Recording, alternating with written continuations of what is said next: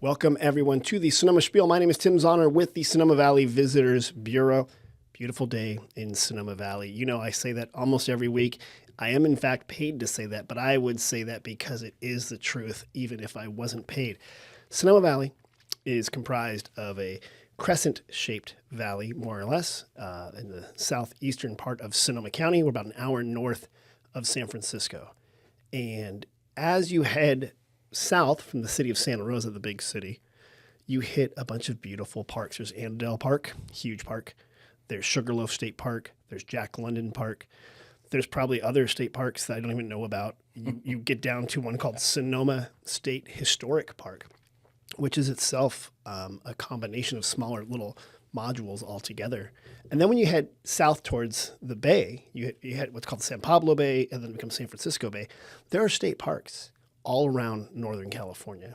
And I wouldn't say Northern California is not the most beautiful place on the planet, even if I was paid to say that, but it really is one of the most beautiful places on the planet.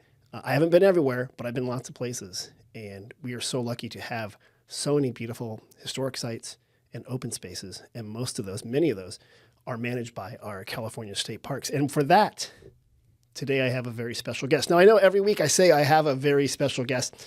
This time I do actually mean it, because he has a job that I wanted to do when I was a kid, because I think everyone wanted to be a ranger when they were a kid. I have Peter Ostroskie with California State Parks. Peter, how are you doing? I'm doing great. How are you? I'm doing fantastic. Did you want to be a podcaster when you were a kid? Because maybe we switch. Well, I wanted to do something in radio because I knew that I had a face for radio. You're totally right. So, it just kind of worked out that way. Both, but yeah.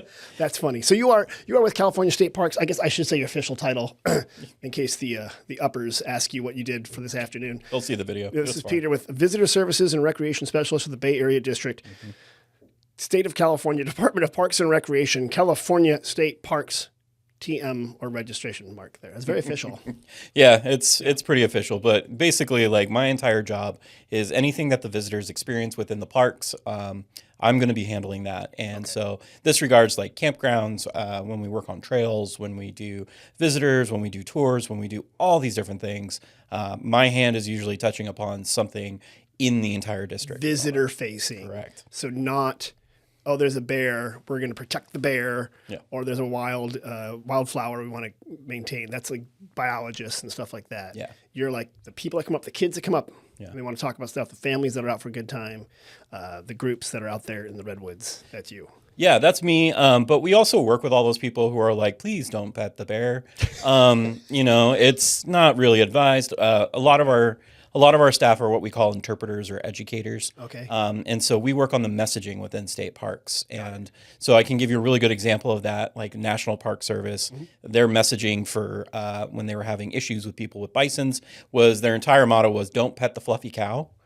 And so, which was really good, by the way. It was relevant. It made sense. It was simple. Yeah. But it's a lot of that messaging is worked on by our educators in parks in order to get the message across. Right. Because with any messaging, you want to be clear, consistent, and a little bit clever, which might get people to pay attention. Absolutely. Yeah. Which did we ever bring bison into California where we could use that again? Or we don't have any bison in Sonoma that I'm aware of. So long time ago, there were bison in California. This was long time ago. We're talking prehistoric times? Yeah, we're talking Pleistocene era. Okay. But there are bison in California that were introduced. There's bison out in Golden Gate Park. Yeah. And then there's bison down at Catalina Island that were both introduced. Right. Catalina Island, not in Northern California, but definitely a weird park. I've been to that one with no, there's no zebras. Zebras are down at Hearst at San Simeon. Yeah. But there's wild animals out of this island that people brought out there. Exactly. Which is kind of crazy. Well, let's talk about that. It says Bay Area District. What does that mean? So the Bay Area District of California State Parks, we go all the way down to Candlestick Point State Recreation Area. That's our furthest southern park. Okay. And then we go as far north as the Robert Louis Stevenson State Park. And so that's on the border of Clear Lake County, Napa County, and I believe Sonoma County. It's kind of like a little cross section up there. But then we also have 16 park units in the entire district.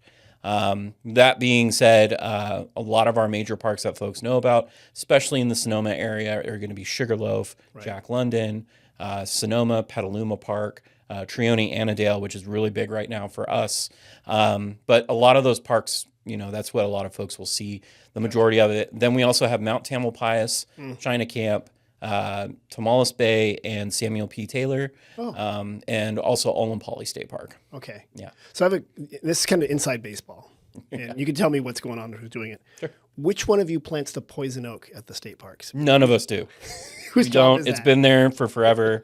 It's actually a really fun conversation to have with folks because everybody's like, I just want to get rid of it. And we're like, it's actually a pretty resilient species and it's Yeah. actually pretty good for fire. I actually hear it's actually a key part of the California ecology. Correct. So it is kind of a pain in the butt if you're a mountain biker or a hiker, Right. or an unfortunate outdoor bathroom user not paying attention where you're squatting. Yeah. Yeah. Yeah. But California knows that story. But it is an important part of California. absolutely. Yeah. But Peter, are you originally from California, and did you grow up in the state parks like as a kid, or how'd this happen? I grew up in the foothills of California, a little town called Cameron Park. Wait, Cameron Park? Cameron Park. Hold on, let's give a big shout out to Cameron Park. And what county is that in? El Dorado County. Okay. Yeah. Okay. But grew up there, but I also had a lot of family in Santa Cruz, so we used to go back and forth. Okay. I am, fun fact about me is that I'm about 9th generation Californian. Okay. We had our family come here in 1775. Wow. Okay. Which is kind of fascinating, but state parks wasn't something that I thought I was going to do originally. I went to San Jose State. I was in these history classes. Hold on. Go Spartans. Go Spartans. Okay, good. But we, in some of these history classes, our teacher was like, do you think you're going to be a teacher? And like most of us raised our hands, and he's like, you might want to find other jobs. And we all went, oh, that's probably a good idea. What great advice. You're like dedicating your educational career. You've got this history that you're going to be in, and the teacher's like, don't do it. Yeah, he's like, it's kind of impacted. You better find something else. Yeah. So then I had a friend of mine, because I started to learn about public history, who worked at Angel Island State Park, and she was like, hey, you like history, you've got your degree now, you don't want to work in a coffee shop anymore. Right. How about you come up and work for us at Angel Island? And I was like, sweet, this sounds great. Was it at the coffee shop at Angel Island? No, I was luckily brought on as one of the educators with that park. Okay. And so, yeah, that's kind of where I started off. So coming back to the Bay Area district, it was really nice. Yeah. But my parks career, I've been with parks, I think 14 years now. Okay. But I started my career, Angel Island. I went down to Monterey. I went out and I worked at an off-highway vehicle parks, which is where they have ATVs and dirt bikes and side-by-sides. Oh. Did education programs out there. I Where's worked that? at headquarters. We have 9 SVRAs in the state. Okay, wait. SVRA. Yeah, I'll explain it. State Vehicular Recreation Areas. Thank you. And so out of those 9, those parks are designated for people who ride ATVs or dirt bikes or anything like that. So we can contain, like, because I know it can be damaging if you're out in delicate areas. Sure, correct. So this is more like, hey guys, this is a place we've said you can go there and have fun. Just do your thing. We'll invest money into keeping it safe and Are these like the dunes and stuff down on the Central Coast? People go out there. Yeah. So Oceana Dunes is one of them. So Pismo is what a lot of folks know. I worked at a place called Hungry Valley. It was off of the I-5 as you went into LA. But I also worked at a place called Prairie City State Vehicular Recreation Area. It's up in Rancho Cordova. Actually hosts the largest motocross race in probably Northern California. Really? It's called Hangtown Motocross. Okay. Yeah. So this is a whole part, and this is interesting because I know state parks are so big and broad in California. I mean, California is a big state. Yep. So it makes sense that we have a lot of different types of state parks. But Totally. In my mind, when you mentioned Samuel Taylor, that's like the classic Northern California state park. Absolutely. Camping, redwoods, little creek. Yep. Foggy in the summer, then it goes away and it's beautiful and Absolutely, whatever. yeah. But I'm amazed that we have like motocross. That's fantastic. That is Yeah, we also have a lot of folks don't know, but we have other designations within state parks, not just a state park. We have state historic parks, which are designated for the historic value of the park itself. And that's what Sonoma is. That's what Sonoma is in Petaluma and Jack London. Right. Then we have a state park designation, which is kind of like the general all-around state park. We also have state reserve areas. Okay. These are areas that kind of Point Lobos would be a great example of that, where there's very limited hiking, there's very limited activity because it's such a valued resource. Okay. And then we also have state recreation areas, and these are kind of a mix of a state park, but there's also a lot more recreation going on. Got it. So This explains a lot because I know, like the super I don't want to say the desolation wilderness like, 'cause that's a national place, I believe. Yeah, it's fed. Yeah. But it's like, here's this beautiful area. We're going to keep it low impact. You could probably hike in there. There's probably some camping you can do, but it's not very developed. Correct. And then all the way to city state parks, which is what Sonoma is. Yes. Sonoma State Historic Park is literally in the middle of the city of Sonoma. It takes up a very large portion of the northern part of the plaza. Totally. As well as a little section at the Vallejo house, and then in Petaluma. Yep. Which is confusing. It's called Casa Grande, but we also have Casa Grande in Sonoma. Correct. There's a lot of big houses. Yeah, it's just what the Spanish were like. We have a lot of big houses. Like this. What should we call this one? How about Casa Grande? Yeah, that's excellent. Big names there. Since you've been here a couple, 14 years, you said 15 years, 13, a while. Yeah. Have you seen changes in state parks, and like, are people going more to them? Are they changing how they interact with them? What's that like for the visitors of state park? Sure. It ebbs and flows. So there was a very long time of where we saw kind of like a stagnant of visitation because just people were like, this is what we do. We come out, we do this. But what happened during COVID is that everybody was, sheltering in place, doing all these things. And then as soon as everything got lifted, we just saw a huge rise. You were like overrun, weren't you guys? Pretty much. Because everyone wanted to get outside. Correct. And there's space. Correct. Yeah.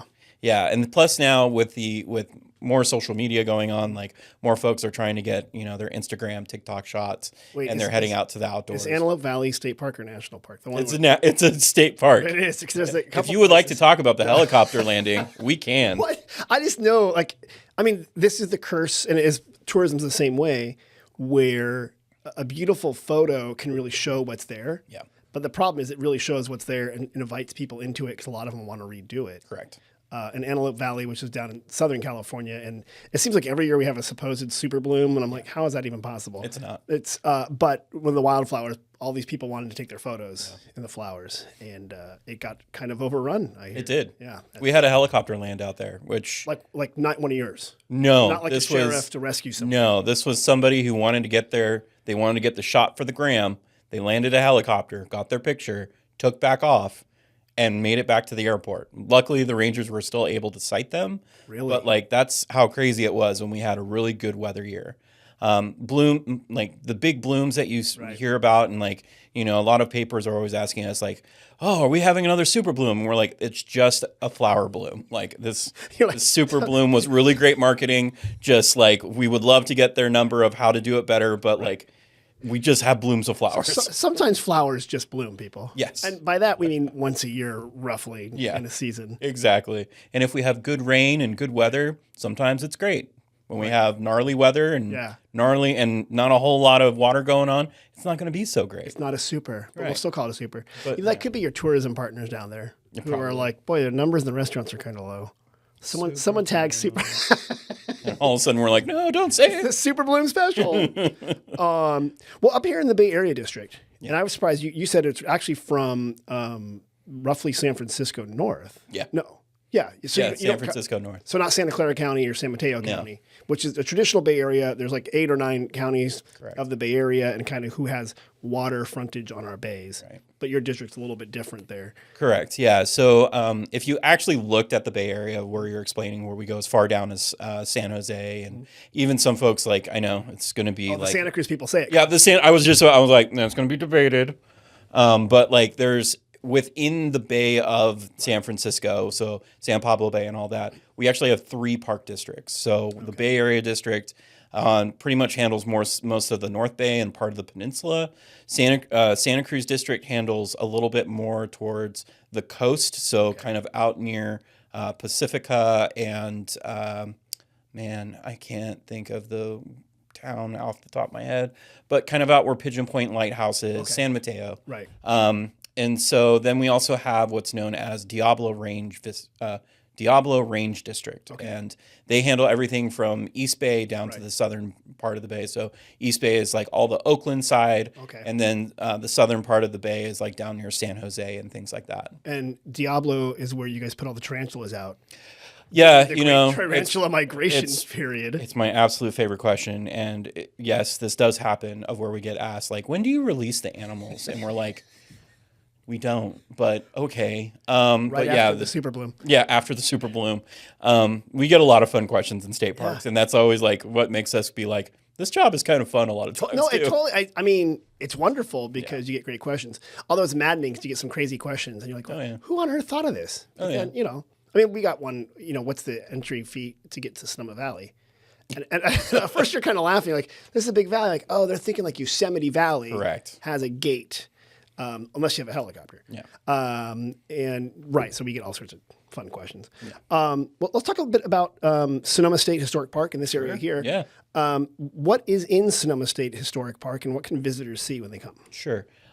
So I would be remiss if I didn't have a really good message for this. So if you really want to know the beginning history of Sonoma, come to Sonoma State Historic Park. We have approximately about 9 buildings in the park unit. This includes the Blue Wing Inn, the Mission, the Solano Mission, the Toscano Hotel. We also have the barracks. We have the servants' quarters, which is part of Casa Grande in Sonoma. Right. But there's a lot of buildings to come and visit, and it's very, very reasonably priced. I mean, pretty. Hold on. I will say, I believe it's $3. That's correct. And what's even funnier is most of it is not even ticketed because you can walk around the Casa Grande location, which it's no longer there. Yeah. It's the former Casa Grande, and the servants' quarters and the Toscano and the barracks without a ticket. Correct. So really, the ticketed item is the mission in the Vallejo house, and then I think that same $3 was at work at the Petaluma Casa. Correct. The actual Casa Grande. It works at the other Casa Grande in Petaluma. Correct. Yeah. So I always tell people, I'm like, it's $3 to go to the mission. You can go to the other stuff all day, and it's a wonderful way to see the history. What I really like, though, Peter, you caught on that you guys tell the story not just from, this is when the Spanish came. Right. You have a whole story and recognition of everyone that's been here since the beginning, who are still here. You have recognition of the natural world and how it changed with the European introduction of things. So it is a great way to kind of understand early California. Right. It absolutely is. I mean, like we have a lot of stories about what we would call the Mexican era of California, and that's roughly around 1822 moving forward. The mission, when folks visited, was actually built during the Mexican period, so 1823. I love telling this story. We're the only mission built under Mexican rule. Yep. Mexican Empire is the mighty Sonoma Mission, and that's not even its real name. No. Mission San Francisco de Solano. The story I was told, though, when I used to work at SF Travel, is that, that was the farthest north for a while was San Francisco, and then it was like San Rafael. Yeah. And they needed a farm area, supposedly, and there was a troublesome young priest they wanted to get rid of. And they're like, go north, because you bother us. Yeah. And they kicked him up to, supposedly, to the Sonoma area. Correct. And founded the mission, but in that period, Spain had kind of been in decline. Correct. And he was up here. Yeah, that would be one of our wonderful fathers, Father Altamira. He was working. He was at the mission at San Francisco. He made a lot of folks upset, and they're like, "Can you just go help us find more farming land and head out?" And so he did. He headed out and he came north. Right. The original spot where he wanted the mission to be, it's actually where there's a winery at today. Oh. Wait, this is not the original mission. Well, he proposed one location, and then everybody else was like, no, we're not doing it there. Okay. We're going to do it. And so the better location was here because the area that he had chosen was a little bit more of a flood tidal plain. Yeah. And so everybody was like, yeah, let's not do it there. Yeah. So later on, they have the mission here, and it's established, and everything starts to be built. As part of the story, it is that they did use Native American labor in order to do all this, and the labor was not paid for. Right. It was forced. But there's I believe we have over 20 tribes represented at that mission. Yeah. But yeah, he basically came up here, and then he did such a poor job that the Native Americans who were working on the mission chased him out. Okay. And so he actually ran back to San Rafael he was basically like, I'm not going back. This isn't happening. And then after that, he was given a ticket to go back to Spain. Wow. So And then in his honor, we named a school after him in Correct. Sonoma Valley. yes, exactly. It's like, here's the honor. You were a mediocre administrator and no one liked you. We're naming a school After you. Here you go. That's interesting. Yeah. Yes, and that mission, as I tell people who are used to the California mission story, fourth graders, right? There's 21 missions. It's called El Camino Real, the King's Highway. There's more missions, as you know, in the rest of actual Mexico too. Yeah. And fine, Texas, New Mexico, Florida, they have missions too. But this is California. Yeah. But since we're the last mission, I kind of like manage expectations. Yeah. Because people have been to like Santa Barbara and some of the other missions. Absolutely. I'm like, well, our mission is a little more intimate Yeah. and neighborhood sized. Yeah. It's not a big mission. Correct. And it's not even, it's been rebuilt. Yeah. Right. Because this might shock some of our listeners. Occasionally, things in California either catch fire or fall apart with an earthquake. Correct. Or get caught away in a flood. Yeah. Or State Parks goes, let's rebuild this in a different way. And you're just like, huh? Yeah. Formica. Very good. We're going to put it all inside there. So they get changed and stuff like that. But the current existing Solano mission is sort of a rough idea of what the mission was, where it was located, and what it looks like. Correct. So the main original building is the one that people see right along the street as you drive in front of it. There's the long building with the wood eaves that come off the top. And then there, of course, there's red tiles up there, but that is one of the few original buildings that we still have. The chapel, of course, when people look at the chapel and then people come in and pray, we're like, it's not consecrated, but okay, we're just going to let you do your whatever thing. you want, man. But that chapel was originally like a wooden chapel, and the original chapel was on the other side where there's a house of residents. Right. And that's where the chapel was. Plus, there was a graveyard next to it. Yes. And so it's really interesting to kind of have those conversations with folks and talk about what the layout used to be. And kind of how, a lot of what we look at, we're doing a representation of the history, but oftentimes it's not exactly the same. Correct. But then people think that representation is the actual history. Correct. So it's sort of like the historiography, right? Yeah, Like talking about history and how we look at it. When people come there, you got the mission, you got the barracks. Why do we have barracks? Who was there? So that was from Mariano Vallejo. He was a young man trained in Monterey at the Presidio. He later moves up the ranks. He works at the Presidio of San Francisco later on, and then they make him the commandant of the Northern Garrison. And so he comes up this way, and he goes, "Well, we need to have soldiers up here. There's all these threats coming in, and we got to protect what we have." And so he established the barracks, and the barracks held local soldiers that were here. Most of them were prisoners that were sent up from Mexico, but Really? he paid for everything. Mariano paid for their uniforms. He paid for their muskets. He did all of that. But it was really for this northern force because, and this is where the history kind of gets weird, is everybody goes, oh, it's to keep those Russians at bay. Okay.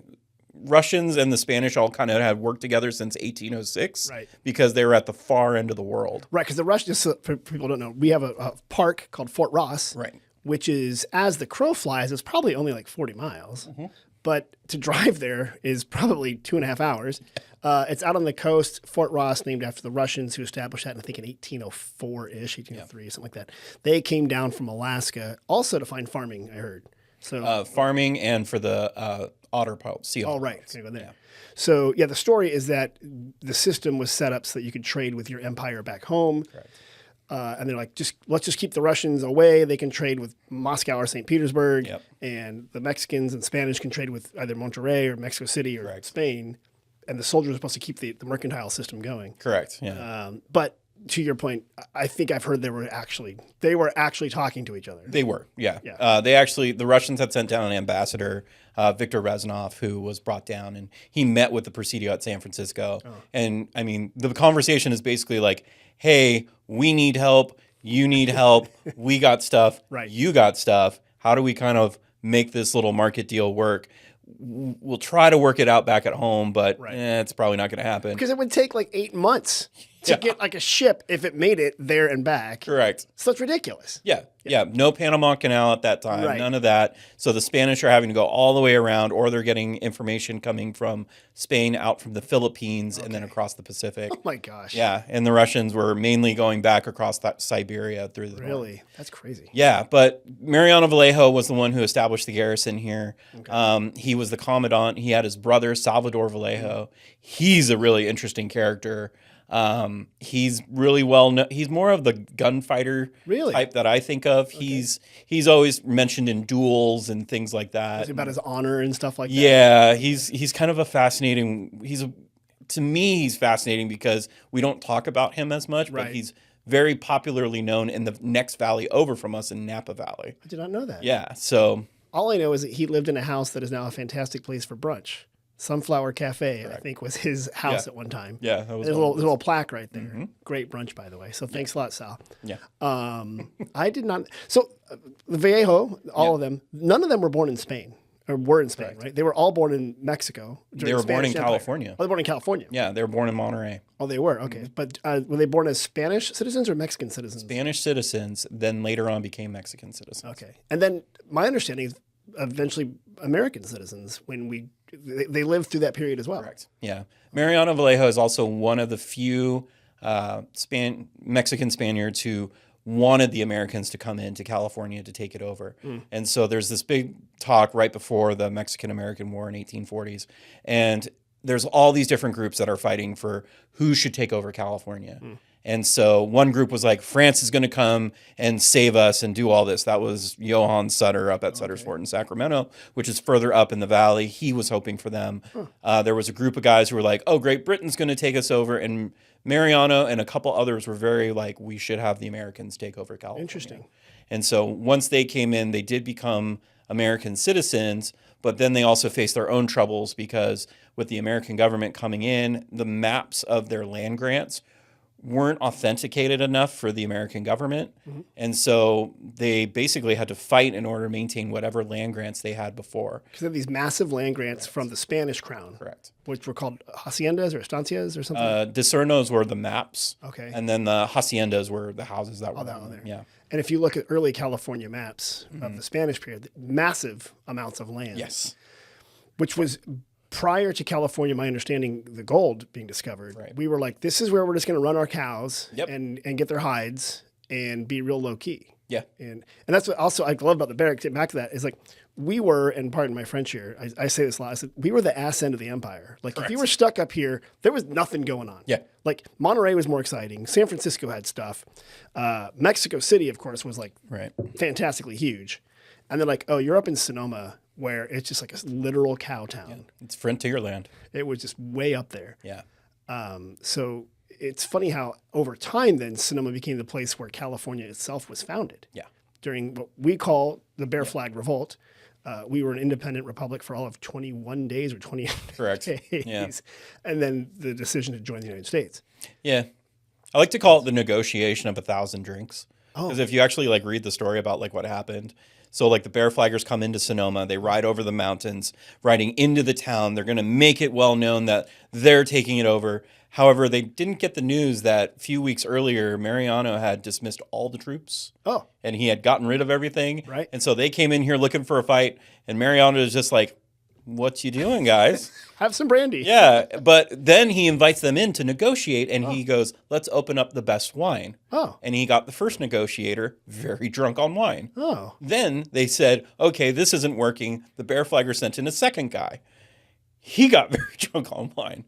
They sent in the third guy who is known as at that period as a teetotaler. Okay. So he doesn't drink. He's against alcohol. He's very religious. Okay. That's fine. But he comes in and finally finishes the negotiation, and that's kind of my nickname for it is just the negotiation of 1,000 drinks.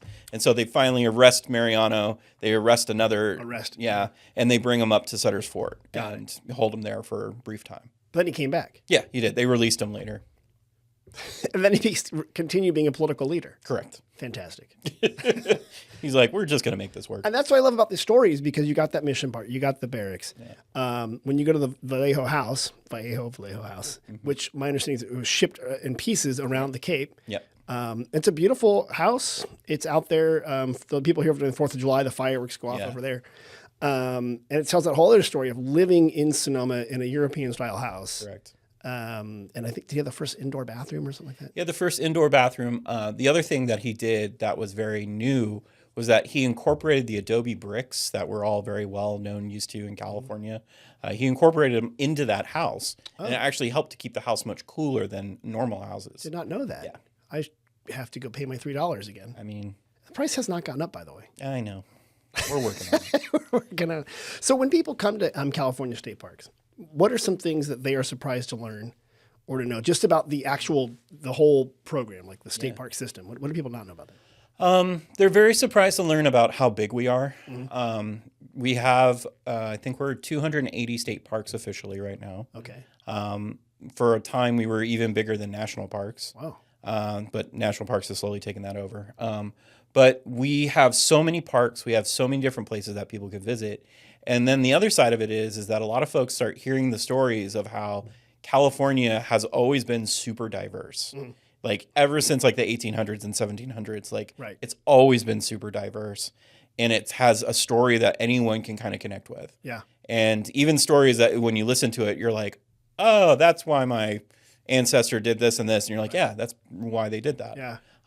But there's so much fun things. And, you know, the other thing that they realize is like, and this is what we use as our educators, we go, you know, we say, we help people to understand that people of history shouldn't be placed on pedestals.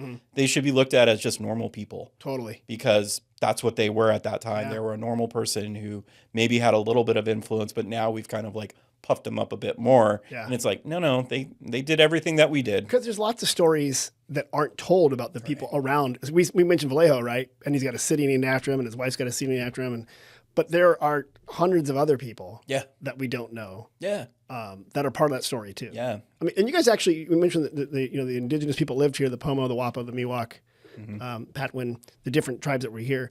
I think so far there's a pretty good discussion of that and the different tribes that were here at the mission. You guys actually show, the names as far as you know of people who are buried there. It's not a perfect exhibit, but it's like a step in the right direction of talking about a lot of the stories that maybe you and I didn't hear when we were younger. Correct. And then, modern culture, or I say American modern culture, it was all cowboys and Indians in the 50s and 60s and 70s. Yeah. And then we had to go back and look at how we talked about that. Right. This is not accurate. Right. Some of it's highly offensive. Correct. How do we do that? You know? And that's, I do love, I mean, and this is going to my next thing, Angel Island. Yeah. Even though it's not here, right? And everyone should go to Sonoma State Historic Park. Absolutely. I went to Angel Island for the first time, like a year ago. I won't hold it against you. I don't think you. It's fine. I grew up here. I get it. No. Okay. It's amazing. Yeah. But the inside there, you guys have done such a great job of showing the different types of things. So beautiful island in the bay. Everyone knows Alcatraz, but Angel Island is a much bigger island next to it. You take a beautiful ferry. Yeah. Very short. Yeah. You can swim it if you want. Yep. 1 nautical mile. 1 nautical mile. But you have these different, like, here's the natural history. Correct. Here's the immigration history. Here's the weird Nike missile history. Yeah. Here's this amazing beach out of nowhere with these fantastic views. Yes, exactly. I'm like, why does not, it's beautiful. But I did the whole immigration thing, immigration station, and people would carve in the walls their poems, predominantly Chinese, but also Japanese prisoners that kept during World War II. Germans were there, all sorts of people. Correct. And what was my favorite part, it was also like heartrending, is like showing sort of the anti-immigrant rhetoric in the newspapers that are up there. And I'm like, holy crap, was that written last year? Was that written today? Right. Because it's like you could swap out the nationality. Oh, yeah. The same exact things. Yeah. And it shows, one, to your point, maybe we don't really learn so much from history, but two, we should learn from that. Correct. So we don't make the same mistakes and kind of get some perspective. Right. But there were thousands of stories to be told. Right. There are 1,000 stories to be told at any of the state parks. I think Angel Island is a really wonderful example because when you start reading about these things, you start learning about, who was perpetrating this? And then you start learning the acronym WASP, a white Anglo-Saxon Protestant. And it was literally a magazine called WASP. And they were putting all this political out there, but they weren't the only ones. Like, in the UK, they have Punch, who did the same thing. But at the immigration station, it tells this whole beautiful story about just how hard it is to try to make it in America and the persecution that people went through. But also, when you start reading about who started to doing that, the persecuting, a lot of times it was other people who were persecuted against. Yeah, they just turn right around. Yeah. It's like the next group turns around and forgets. Right. And points down again. Yeah. And you're like, yeah, but you forgot that was your grandfather. Right.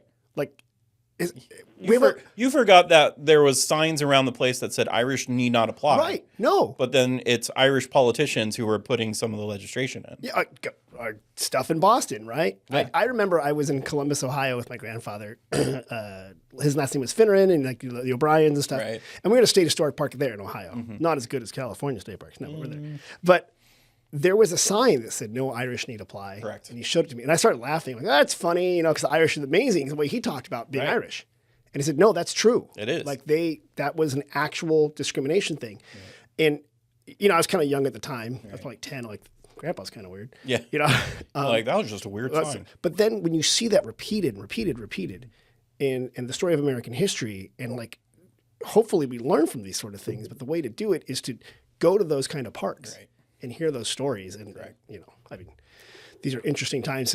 Politically, you don't have to comment on any of this, but it's just weird to see how the same exact verbiage can be reused. Oh, over and over. 100 years later, 50 years later, 25 years later. As a student of history, like, this is something that you're just like, oh, it's a cycle. Like, this is what happens. And so then hopefully we get to a point of where we have a little bit more enlightenment of where it moves forward. So there's actually something that I wanted to tell you about is that for a little bit of pride for Sonoma, we have the wine industry, and there's a lot of stories about the wine industry, especially here in the downtown. Right. But we actually had a winemaker who put out a fire over at the Blue Wing Inn. Okay. So the Blue Wing Inn, it is one of our buildings that folks don't really know that it's ours, but everybody walks by it and they go, "What's that?"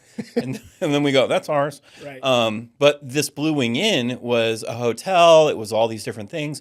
By the 1900s, a gentleman had taken it over in order to start producing wine out of it. Okay. Because the adobe bricks helped keep everything cool. Nice and cool, yeah. And he was doing a press in the back. Well, a fire had started at a cobbler manufacturer or shoemaker right kind of next door. And as this fire starts to erupt, the winemaker who was at the Blue Wing Inn took the wine and extinguished the fire. I love this. It's a great story. Yeah. But it's also like, this is a whole story of like Italian Americans who were here in Sonoma who have that connection with it. Right. And so now we have a lot of, the Italian names. Well, in Toscano Hotel. Toscano Hotel is one, and so a lot of folks know that story too. And all of these stories are also connected throughout the rest of the Bay Area district because we had Italian stone carvers up at Trione Annandale taking out the stone to help build Santa Rosa. Right. We had all these different folks who were here. But then we get the famous authors, Jack London being one of them. Of course. Where he comes in and he starts telling that story for us too. That is good. And that's, it's just, I'm going to do a shameless plug for the Visitor Center. Sure. We're in the Toscano Hotel. It's a 2-story wooden building. It's one of the oldest wooden buildings in Sonoma. It's beautiful. We're so glad to be there. But the stories of how it adapted and changed over time, and was this how it was built? No, it was like this big, and then it became this big, and they added this, and they added that. My favorite is the menu from when Jack Walton was there with his wife, who actually her family owned it, Chikuchi. I can mispronounce that last name, but the menu seemed to always be chicken every day. It was like you would board there, and then there's a common meal time, right? And he would make his drinks. Yeah. But like the menu is, it's like there's biscuits, pasta, and chicken every day. Like, that's fantastic, but that's a lot of chicken when you think about it. And we have a kitchen in the back, the Toscano kitchen, which is an annex, and there were houses. I think there were maybe hotel some rooms hotel above. Yeah. And it's so neat to go see the whole thing there. But a lot of the Toscano came from a lot of Italian laborers were staying there at a time. Yeah, I love that stuff. Yeah, it's great. I mean, the stories that we have, we can go on for hours about it.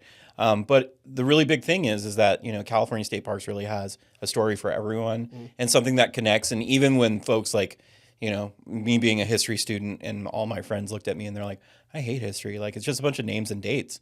And I go, no. It's stories. Yeah. And then you start learning that. And then all of a sudden people are like, oh, history's not that bad. Not only that, the stories are crazy. Yeah, right. It's not the story. It's what Grandma and Grandpa didn't tell you. Yeah. That's the crazy stuff. That's the fun stuff. You're like, wait a minute, what? Yeah. Hello. Who's got a kid? That's when the stories get interesting. What I also like is that state parks is not just you telling the stories. Right. It's like us being a part of the story. Correct. And participating and doing that. I think you guys do a really good job of that. Thank you. It's nice. Is going out to Guerneville and stuff, is that part of your area too? Like no, but Armstrong? I can talk about it. We can talk about. Well, we get a lot of requests from people like, we want to see the redwoods. And my classic joke is, well, there's like 3 of them in the plaza. You're done. There's 5 of them on Angel Island. There you are. There are. Yeah. That's funny. But we also have the redwoods, and people put it in their mind. Yeah. It's like Samuel Taylor is Redwood Park. I think Mount Tam must have redwoods on it. Or, well, just down below it is the national park. Trione Annandale has redwoods at right. it, and Jack London. Jack London has, and then both a Napa. Okay, and then famously here in Sonoma County, Armstrong Redwoods is the big state park that has redwoods. So much they put it in the name. And it's beautiful. Yeah. And you go through there. They about 4 years ago, they had a fairly large fire that came to the valley floor, but you wouldn't know it. And if they do a good job of explaining the fire ecology. Correct. And how California works. And now you see, the little banana slugs and stuff in there, and it's pretty neat.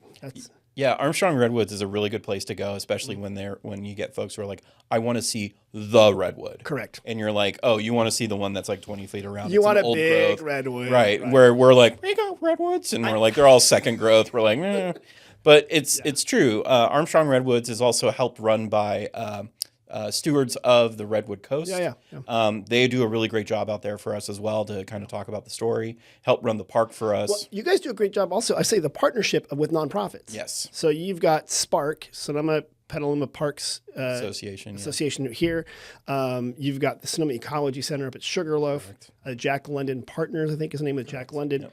And what's so neat is that state parks can concentrate on what they do really well, right? Mm-hmm. Running the parks, making sure people aren't petting the bears, doing all sort of stuff like that, working on the history. Right. But also, though, these partners can help you. Correct. With, like, oh, we're going to do a lot more outreach. We're going to do a lot more of stuff that maybe state government isn't so good at, like fun social media videos, all that cool stuff. Right. I mean, you're doing cool stuff too. Well, we do. But the really neat thing is that for us in the Bay Area district, when I'm talking about these 16 park units, we are really one of the only districts that have partnered run parks. Oh. And so what that means is that Jack London, let's take that as the example. Jack London Park Partners run the day-to-day operations out there. They are bringing volunteers on. They are helping to run the kiosk. And what you can think about us for state parks is we're kind of more the landlord. So like when something really big breaks, we go out and help. Right, there's rangers out there. Correct. Yeah. And we can send rangers out. We can do all these things. But they can also, just like you're talking about, they can do a lot more things that are way more flexible than we ever could as a government. And so I just want to be clear for people who don't know. Government is wonderful, but it isn't super flexible at certain things. So you kind of... Private nonprofits can do things a lot quicker. And I mean, I love Jack London. They did this thing. I've had them on here, Matt on the podcast before. Yeah. He did this insane thing where they're going to hike every trail, in the summer. The trail challenge. Yeah. I love that. It's fun. It's crazy. They have these big hikes. They have all the volunteers to help out. Right? Correct. To do that with rangers, it would require a ton of rangers. Correct. Having a lot of volunteers to do it, wonderful, right? And it's fun out there. And I really like that park because it's not only a natural park, it's like a history park, it's a literary park. Yep. And then it's like, and Jack was sort of like this, he dabbled in agronomy. Yes. And he had enough money to fail at it. So he would try all these crazy experiments. And then, Luther Burbank was there in Santa Rosa. Yeah, exactly. So he's like, hey, let's try this out. He's like, hey, I'll bring the beers. We'll handle this. Exactly. We'll figure out, we'll do the plant science thing. Here's a weird cactus that doesn't have spines, we think. Right. And they'll plant a whole bunch of it. Well, but he also was the one who Jack London started bringing on terrace farming, where it's the different levels and what he saw in Korea when he was a correspondent for the Sino-Japanese War. Okay. He saw these different levels of the fields and he was like, that's really kind of strange. And then he tried it here on that land that he bought, that the farmer who was there before said, it's dry, there's nothing that'll grow. Right. He did this terrace farming and it started reproducing and it started growing more fruits and having more things like that. But the other thing that I think it's just a funny story to me, and I love the story, is the pig palace. Yes. It is one of the buildings on the property. Yep. And when you go to it, you're like, this is kind of strange. There is a large silo in the middle, and then there are pig corrals all around on the side, and it looks like a half moon with a giant pillar in the middle. Well, he did that as a way to help feed the pigs in a quicker sequence, and then he also did it so that he could check on the health of the pigs a lot faster. Right. And so, interestingly enough, San Francisco Chronicle wrote a whole thing about him being like, oh, he's caring about the animals, he's doing this, oh, this will never catch on. Jack London produced some of the largest pigs that had ever been weighed because he did this type of farming and because he actually cared about the animals. Right. And it's like those things are really, really fascinating to me. That's a very early Sonoma County, like slow food kind of thing there, huh? Correct, yeah. He's totally into that. Yeah, the Pig Palace is funny. So when you go there, you're like, that is a weird looking house. What was this? You can't figure it out until someone explains it to you. Right, yeah. Or you go and read the park panel and you're like, huh, yeah, that's kind of fun. Like, that's clever. Peter, this has been wonderful. Before we move on to the next part of our podcast, if people want more information about California state parks, do you guys have a website? We do. We have parks.ca.gov. Okay. But I would also encourage folks to follow us on Facebook and Instagram. Okay. You can find Sonoma State Park on Instagram and Facebook. Okay. We post all of our events for the month on there. You have a lot of events. We do. We have a lot of events, but we also have a lot of events at all the different parks. So, you know, if you have a favorite park in particular, like Angel Island State Park, follow us on social media. We post a lot of things on there. We're also trying to do funnier content. So just funnier. You can do some dancing out there. And I've been sending some ideas, and I'm looking at staff. I'm like, you're not getting away from me. I want Maria, who's like, I think the district head or something like that. Yes. To do some TikToks, some dancing, some cooking, and get ready with me, and then like adventure with a bear or something. Yeah, it'd be fun. I think it'd be great. It's going to be huge. All right, so parks.ca.gov, and then if people want, if you're a California resident, you can buy an annual pass, I believe. Correct, and we sell the annual passes in Sonoma County at our district office, which is 845 Casa Grande Road in Petaluma. Gotcha. We also sell passes in a few other locations, but I always suggest folks to come to our district office. We sell passes out of there. Got it. Well, maybe we could sell the visitor center. Just putting that out there. About that. Well, maybe we can look into that. About that. Yeah. Okay. So here's how it works, Peter. You might not know this, but we operate 2 visitor centers. One at the historic Toscano Hotel, one down at Jacuzzi Family Vineyards in the Carneros region. People call us, they text us, they slide into our DMs, they take a piece of paper, they write it down, and they give it to a government employee, they put a stamp on it, and they give it to us, and they ask us questions. Okay. You're going to help us in a segment we call We Get Questions. Goody. Let's do this. Here we go. I'm so excited. Here we go. Here's the question we got today. I was driving up in Kenwood, just by Ledson Winery. There's an empty field over there, an open field. And in that field are a bunch of white wooden boxes spread all around. What is going on there? Those are bees. Bees. Yeah. So a lot of the vineyards and a lot of agricultural will use bee boxes. They'll place them out there during certain times of the year. It's actually a really big industry, especially for the wine industry. Yeah. But the bees help to pollinate the flowers so that you get the grapes that we then get to have the wine. It's wonderful. And it's funny that you mentioned, you knew that right away. You didn't study ag? You didn't go to UC Davis and do the ag thing? Yeah, the bees are huge. Even in the Central Valley when they have like the almonds, or if you're from the Central Valley, you call them almonds. Yeah, lots of bees out there. Yep. And if we don't have them, we wouldn't eat. Correct. So good thing. Yeah, that's kind of cool. And they'll move them around, and you'll often see them from rural highways. So, right, good answer. We got this one on Facebook. I need suggestions on where to take my friend, whom I have never seen take more than a sip of wine in the decade plus I've known her, wine tasting. I want to take my friend, who I've never seen taste wine tasting. So which wineries offer great educational tours and tastings, plus have stunning grounds? Oh, okay. This is not a plug, but it's going to come off probably as one. I would really suggest Buena Vista Winery. Fantastic. Buena Vista Winery, it's one of the oldest wineries here in Sonoma. It was one of the Vallejo children married Agnostio? I can't remember his last name. But he's well known there. Augustin Hursti. Yes. Okay, yeah. Augustin Hursti. He was the one who brought the 12 noble grapes out. Yeah. But that's the winery. They also have an area in there that was carved out by Chinese Chinese workers to make the caves. Yeah. So I would really suggest that one. It's a great historical tour. It's a great historical tour. There's other things to do on the grounds. You know, I really suggest that one. That's a good one. And it's probably a state historic marker up there. I believe is. so. Yeah. So it's right up your alley there.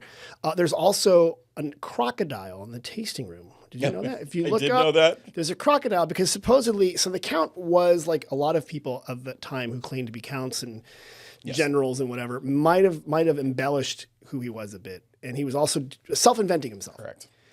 And the story goes, he was down in Central America, perhaps in Nicaragua or something like that. And I don't know what he was doing. His next big expedition or something like that.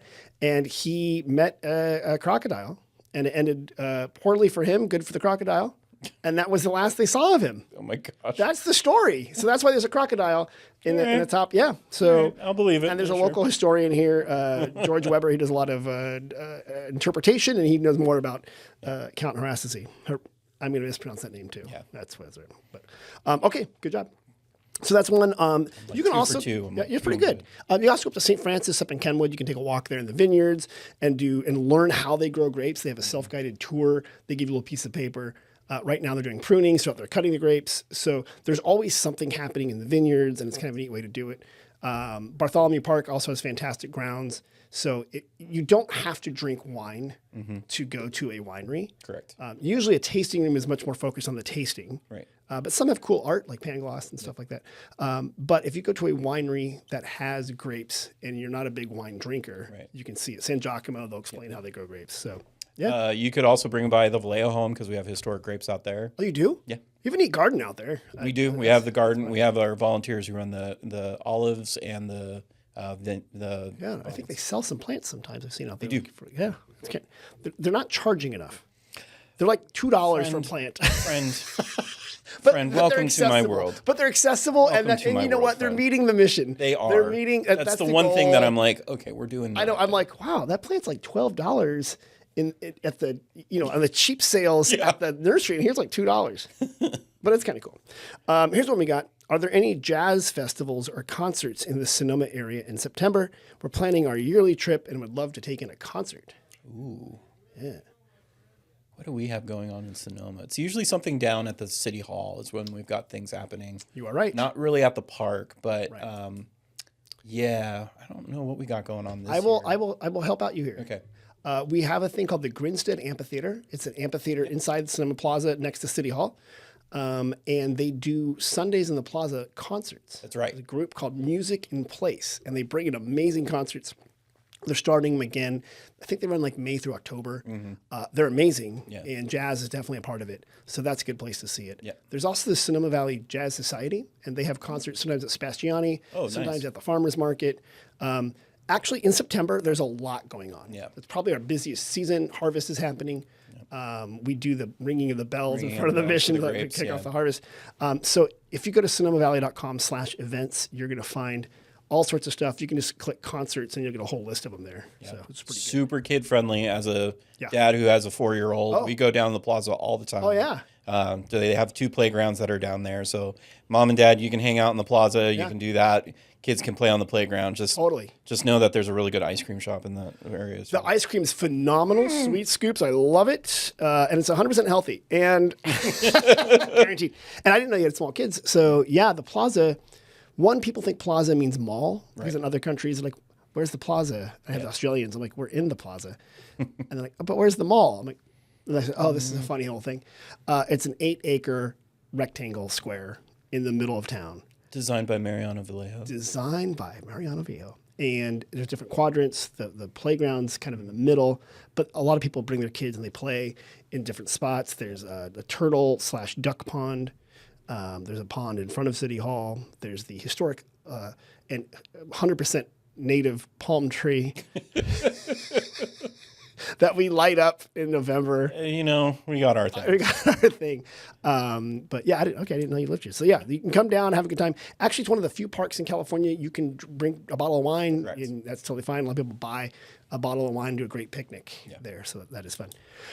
Here's one. We're interested in learning more about women's history in Sonoma Valley. Where can I learn more about that? You can learn more about that by coming to the Women's History Crawl that we're hosting at Sonoma State Historic Park. Okay. We do it during Women's History Month. Basically, what we do is we bring in all different folks from different archives and different parks and different things, and we talk about all the different history of the women that were part of parks, that have stories that are connected with us, that we do all these different things. And it's a really good event. We just started it last year. Okay. It's really been growing.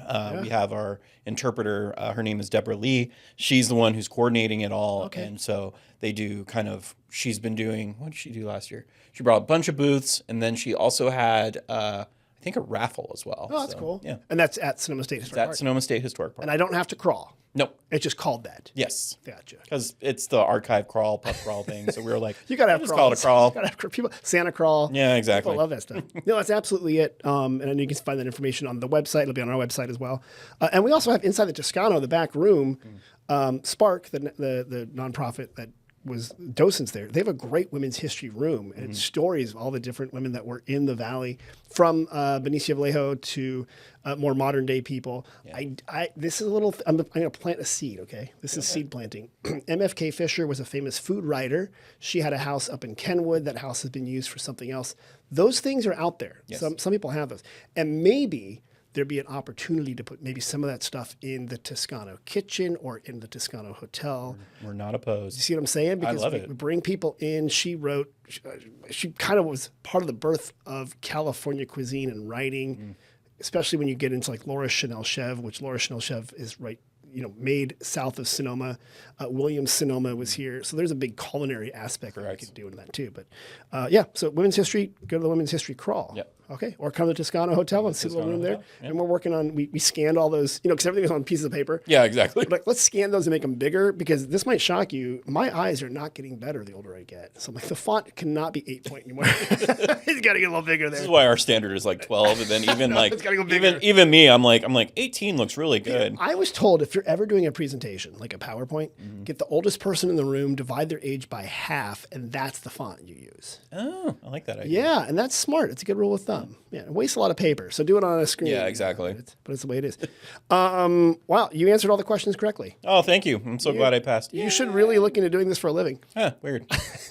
So that's the way it is. Peter, it's been wonderful having you here. Absolutely. It goes fast. That's an hour, right? Yeah, that's it. crazy. If people want to find out more information about California state parks, what is the website? Parks.ca.gov. Okay, so you can go there. You can learn all about California state parks. And then, do we have license plates that support California state parks? Or am I crazy? We tried, but we do have other license plates that support parks. We have the Yosemite license plate. Oh, that's a national park. I'm just putting the plug. You're so nice. I'm putting the plug. Okay. There's Keep Tahoe Blue, which helps out with some of those. And then there's also the Snoopy license plate, which helps out with the California museums. Okay, well, that's good then, too. Yep. So I was trying to give you guys extra money there. I know. I was doing my best. We tried. Hey, go to the gift shop, guys. Whenever you go to the state parks, go to the gift shop. So, all right, Peter, it's been wonderful having you here. Thank you as so well. much. Yeah, it's been fun. And again, if you go to parks.ca.gov, once you've done that and you've planned your trip and you happen to come to Sonoma, then go to sonomavalley.com for deals, special offers, and events. Find out Sonoma Sips is happening February 15th through March 15th. $15 wine tastings in Sonoma Valley, more than 50 wineries. Wow. Yeah, so that's kind of a good deal. That's kind of a good deal. So come visit Sonoma Valley soon. Peter, thank you so much. Thank you. All right, Mom and Dad, thanks for listening. We'll see you guys next week. Bye-bye.